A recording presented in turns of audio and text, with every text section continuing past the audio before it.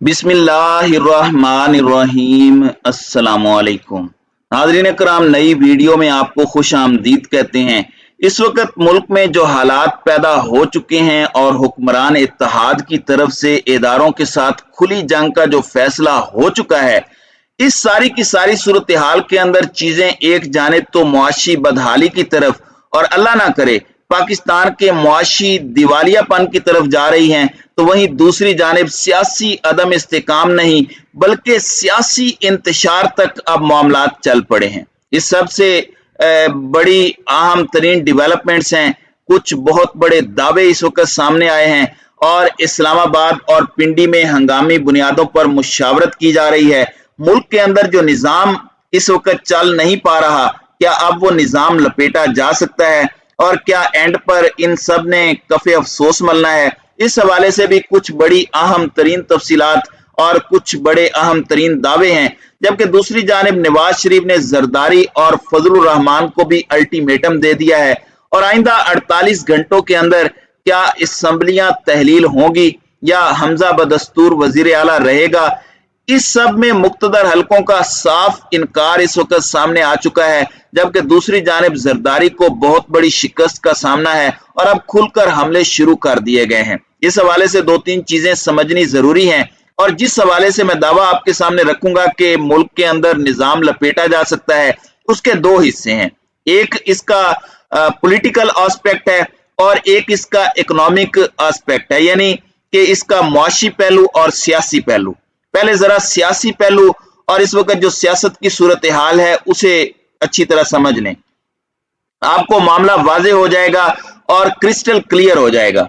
जरदारी और फजलुर रहमान दो ऐसे किरदार हैं जिन्होंने नवाज शरीफ को खड़ा रखा हुआ था और इस पूरे रजीम चेंज ऑपरेशन में नवाज शरीफ को मनाने में इनका बड़ा अहम किरदार था। अगर आप देखें कि फजलुर रहमान ने 24 घंटों के दौरान दो बड़ी खतरनाक तरीन प्रेस कॉन्फ्रेंसेस की हैं, खुल्लम खुला इदारों को धमकियां, खुल्लम खुला पाकिस्तान की सुप्रीम कोर्ट को डिक्टेट किया कि ऐसा फैसला हो वरना हम देख लेंगे।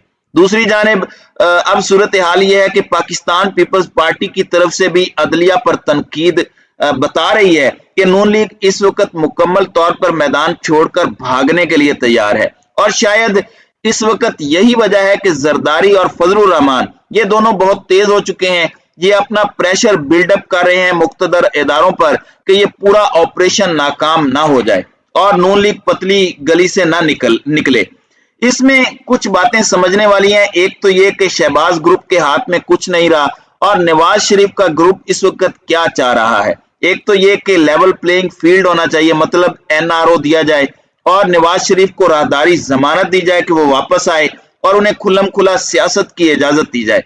अगर ऐसा नहीं किया जाता तो नून लीग रिजाइन करे और इमरान खान जाने, जनरल बाजवा जाने, और अगर नवाज शरीफ को वापस नहीं आने दिया जाता तो नवाज शरीफ ग्रुप माइंड बना चुका है कि खान बेशक जीत कर एक मर्तबा फिर आ जाए, क्योंकि इनके ख्याल में अब वो इस बात पर इत्तेफाक कर चुके हैं कि इमरान खान को शिकस्त देना इनके बस की बात नहीं है और वो जितनी कोशिश करेंगे इसमें इनका अपना नुकसान है। इमरान खान को इनके बकौल इमरान खान को इस वक्त सिर्फ इमरान खान की अपनी परफॉर्मेंस शिकस्त दे सकती है, इसके अलावा इनके हाथ से बात निकल चुकी है। दूसरी जानिब अटॉर्नी जनरल का लंदन विजिट भी अगर देखा जाए तो नवाज शरीफ की वापसी पर मुशावरत के लिए है। केसेस कैसे खत्म होंगे, कानूनी प्रोसीजर क्या होगा और इसे एनआरओ ही कहा जाएगा।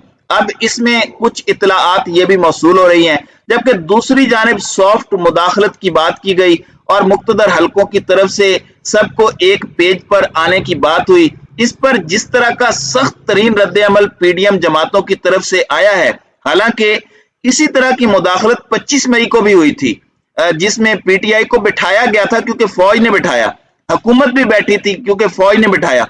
उस वक्त इन्हें कोई एतराज नहीं था, उस वक्त ये सब कुछ कर रहे थे, लेकिन अब ये बौखला चुके हैं और इन्हें पता है कि इलेक्शन में गए तो सबका कबाड़ा हो जाएगा।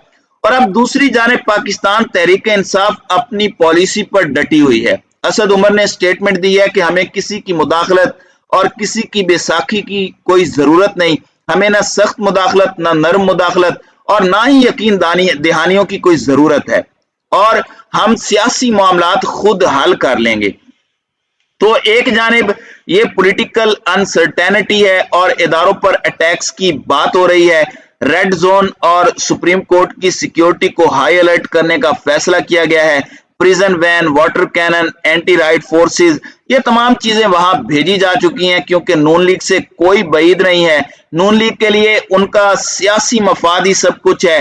खून सवार हो चुका है ऐसा लग रहा है और इस सब के अंदर नवाज शरीफ ने थोड़ा सा वक्त ही दिया है और अगर इदारों की तरफ से और सुप्रीम कोर्ट की तरफ से इन्हें जवाब हो जाता है, झंडी करा दी जाती है, इनकी हुकूमत गिर जाती है, तो फिर नवाज शरीफ ने यह बात जरदारी और मौलाना फजलुर रहमान को कम्युनिकेट कर दी है कि मैं भी मैदान छोड़ के जा रहा हूं। इसलिए आप देख लें कि पीपल्स पार्टी जैसी जमात जो बैक फुट पर रहती थी वो भी अब अदलिया को प्रेशराइज करना शुरू हो चुकी है। इस सब में हुकूमत ने मुल्क की मईशत का जो बेड़ा गर्क किया है वो आपके सामने है।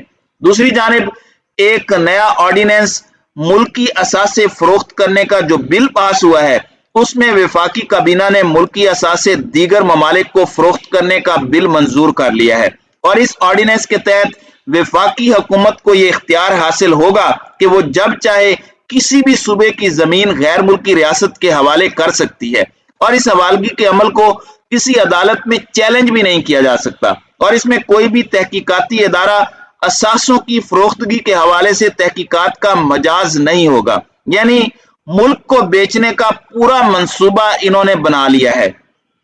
दूसरी जानिब डॉलर को जो इस वक्त पर लगे हुए हैं, फ्री फॉल हो रहा है और दीगर चीजें देखें कि कर्जों की किस्तें वापस करनी है और ये वापस करने की पोजीशन में नहीं है।